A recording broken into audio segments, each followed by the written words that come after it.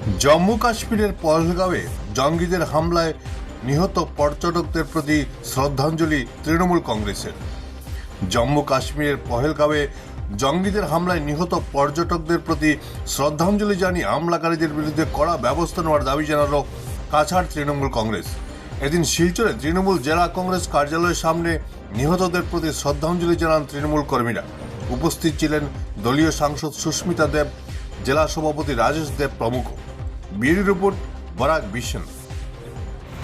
গতকাল পেহেলগাঁওয়ে মৌলবাদী জঙ্গিরা যেভাবে পর্যটকদের উপর হামলা চালিয়েছে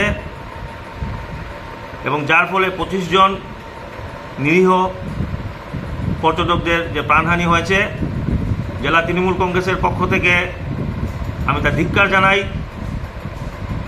এবং আমি দাবি রাখছি সরকারের কাছে যে অতি সত্বর যেন সেই সন্ত্রাসবাদীদের ধরা হয় এবং চরম থেকে চরম যেন শাস্তি প্রদান করা হয়, সেই দাবিটি আমি সরকারের কাছে রাখছি।